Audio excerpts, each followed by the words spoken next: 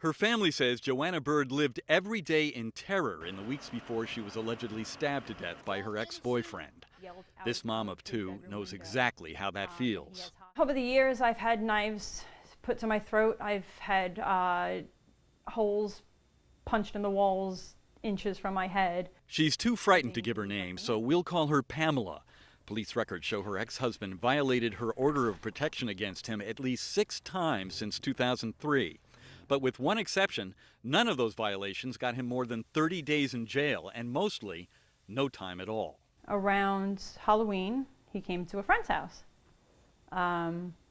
Crashed into a car, throwing things, yelling, screaming, threatening again, trying to get in the house. The cops were called again. He was taken down to the precinct, held overnight, and that was it. No jail time again.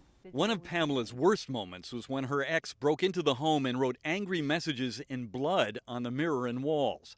Another time, Pamela says, police had to seal off his street when he claimed to have hostages. How did you feel? Scared.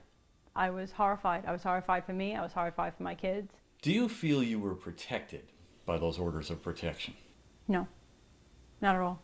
After her husband's second attempted suicide, Pamela agreed to a plea deal which called for mandatory treatment programs and 3 years probation. It was only when he dropped out of treatment that a judge finally sentenced him to a year in jail.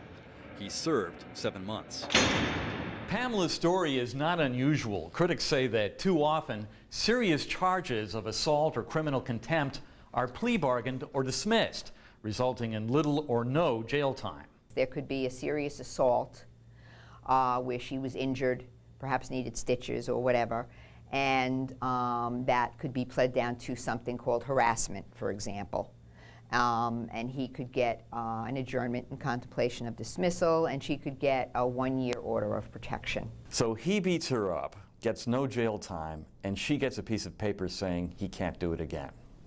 Yeah, unfortunately, sometimes that's what it comes down to. These cases are incredibly complex. Veteran prosecutor Emily Constant tells News 12 plea bargaining is necessary because many victims don't want to cooperate. But if they do, it's a different story. If the victim wants to go forward and doesn't want to resolve the case, we believe that we have a triable case, we're going to go forward. But Pamela says that didn't happen for her, and she feels the system for protecting women like herself is seriously broken. Every aspect of it, from trying to get custody of your children to getting the order of protections, having the police enforce the order of protections, the district attorneys making deals for these people that constantly break the order of protections. What's your biggest fear right now? He'll find out where I am. Pat Dolan, News 12, Long Island.